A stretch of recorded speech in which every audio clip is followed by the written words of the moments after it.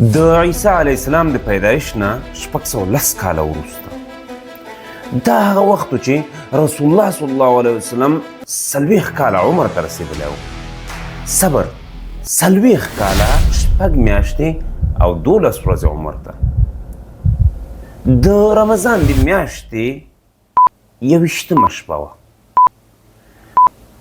الله سبحانه وتعالی جبرائیل علیه السلام د لومړني وحي سره رسول الله صلی الله علیه وسلم ته ولېږه.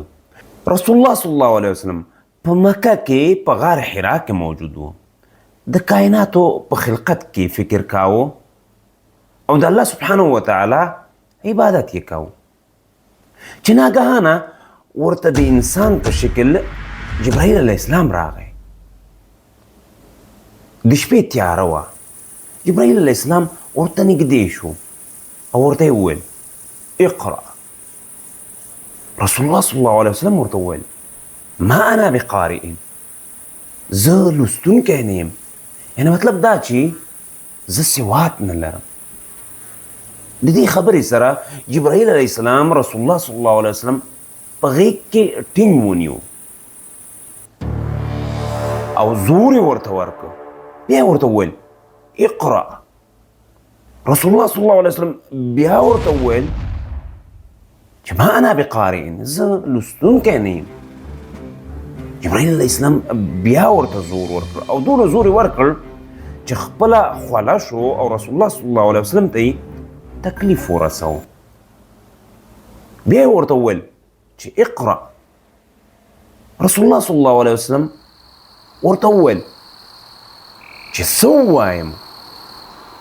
د دې خبرې سره جبرائیل علیه السلام په دې پوه شو چې په رسول الله صلی الله علیه وسلم کې د ویلو او درس زده کولو وړتیا پیدا شو. نو لومړنی وحی ورته ورسوله او ورته یې وویل اقرأ باسم ربك الذي خلق خلق الإنسان من علق اقرأ وربك الأكرم الذي علم بالقلم علم الإنسان ما لم يعلم. د العلق صورت لومړني 15 آیات دا هغه آیاتونه دي چې د الله سبحانه وتعالی لخوا د جبرائیل علیه السلام په واسطه په رسول الله صلی الله علیه وسلم باندې لومړني آیاتونه دي چې نازل شوي دي. د دې نه وروسته رسول الله صلی الله علیه وسلم د جبرائیل علیه السلام لخوا یوازې پرېښودل شو. رسول الله صلی الله علیه وسلم باندې یره راغلی وه او غوښتل یې کور ته لاړ شي. نو څنګه چې د غار نه ووته د لږ څه مزل وروسته یې جبرائیل علیه السلام په اسمان کې ولید. په داسې حالت کې یې ولید چې ټوله فضا یې رانغښتې وه او ټوله فضا کې د جبرائیل علیه السلام 600 وزرونه هوار کړی شوي ول او په ډېر هیبتي حالت کې رسول الله صلی الله علیه وسلم ته یې ځان وښود او رسول الله صلی الله علیه وسلم ته یې د فضا نه دا آواز وکړ انا جبریل وانت رسول الله حق. زه جبریل یم او ته د الله رسول یې په حق باندې. دا یې ډېر ځلې ورته تکرار کړ د دې دپاره چې د رسول الله صلی الله علیه وسلم دا یره ختمه شي او په ځان باندې یقین راشي چې زه د الله سبحانه وتعالی رسول یم. د دې واقعې سره